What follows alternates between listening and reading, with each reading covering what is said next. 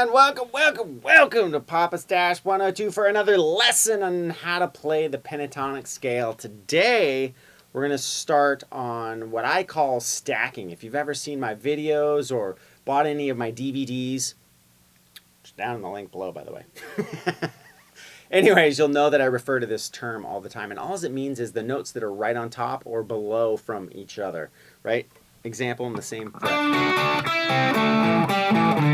But when I examined that and the players that I liked, I really noticed that was a sound I really particularly enjoyed about their solo and their playing in general. So I started incorporating it in my own playing, and I love it. Now, if you need help with melodic soloing, there's a link down in the description box below that is not on YouTube. It's a free video, but what it does is it starts to help you incorporate some of the things I'm going to talk about here, which is how to see the chords within the chord shapes or the pentatonic shapes. So we start to know how to make melodic solos because we're hitting the right notes of the chords as the progression goes by. So check that video out down below. As for this video here, we're going to get into what I call, maybe other people call it too, stacking. So let's check some ideas out. All right, so if you've been watching the videos for a while, you might be familiar with the term what I call stacking. I don't know if that's, appropriate, but I'm just thinking of two notes that are basically stacked up on top of each other. Now, you'll also know I'm a huge fan of position 1. Let's take A minor pentatonic. Okay, so what's great about this position in particular is a lot of the notes are in the same frets, right? So, and especially if we start to combine major and minor pentatonic, we literally have access to the 5th and 7th frets from the A string all the way down. And what's great is you can put notes right on top of each other.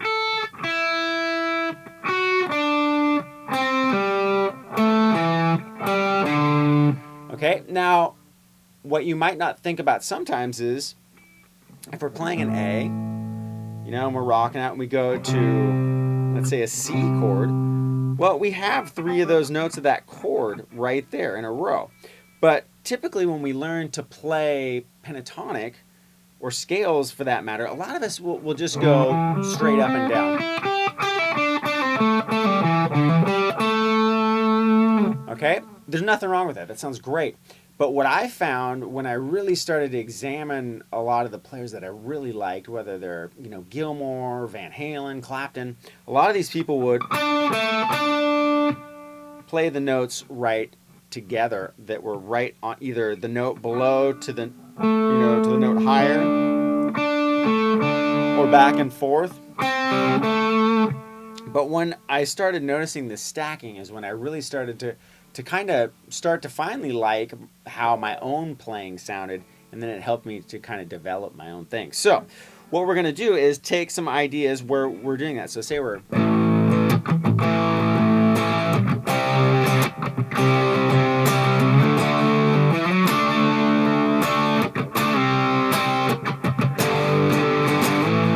just jamming something like that. So what you typically might do is come in on the...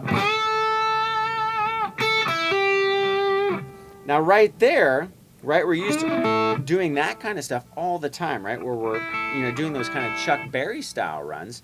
But that's usually just on the B and E strings. Now we're going to move them around to the other strings as well. So we got...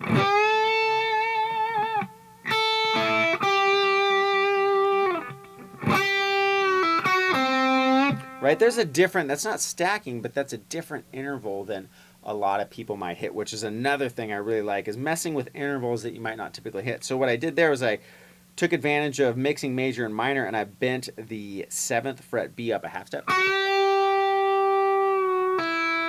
And I pulled off down to the 5th fret. I come back to the 7th, and then I grab the 5th fret.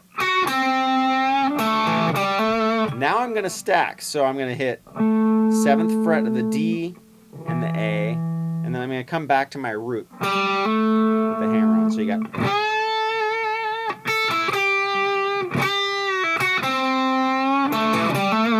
And then you can... Now another one I like is when I go down and I'll break into the 5th position.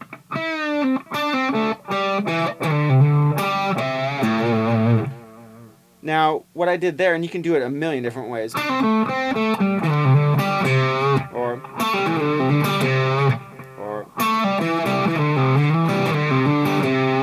right? But the point being is I stack these 2 notes, which I never did before. So we got, so I went 7 to 5 on the D,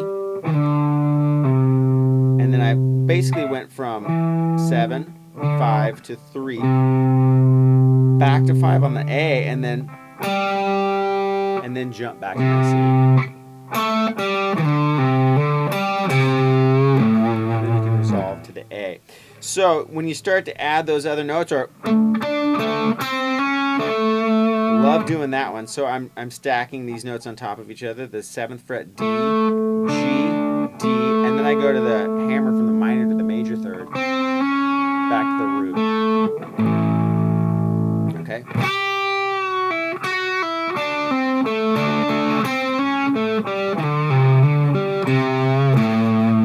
Right, so that's kind of combining everything that we've done thus far, except for the little riffs on the E and B strings.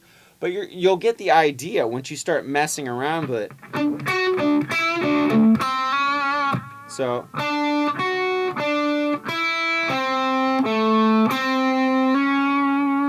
right? So right there.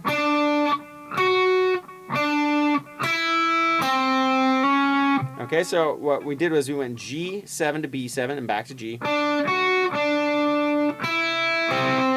And then I went to the 5th fret of the B, then to the G. And then I did a little hammer on. And then you can go and come back to those.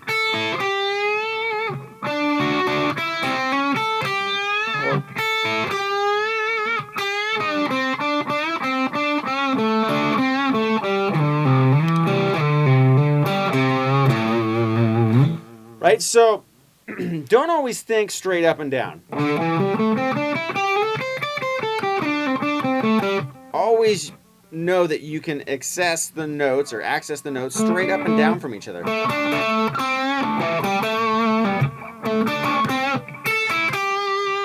Right? So that's just following position 2. And then going back to that riff we did earlier with it's kind of that cool interval. Or so.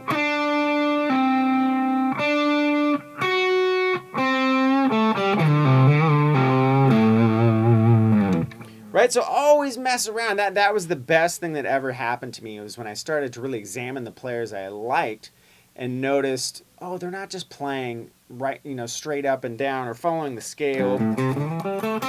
That's great, and it's the roadmap. But it's starting to see, again, like I mentioned earlier, when the chords are going by, that a lot of times those chord tones, the notes are stacked right on top of each other. So you'll really sound like you're following the chords.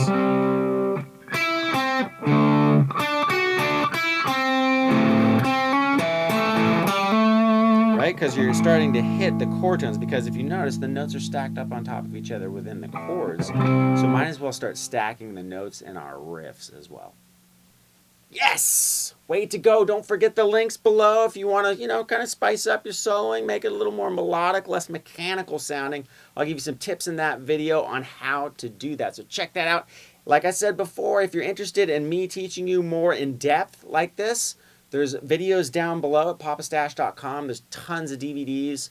One that comes to mind is the 100 Blues Licks. It goes over this in depth over both major and minor pentatonic. So if you want more in-depth instruction down below, you can find it there as well. Also, there's, if you want to brush up and maybe get a gig, there's over 500 songs on Papastache Pop as well. Lots of current stuff, country stuff, all sorts of stuff over there too. So check that out.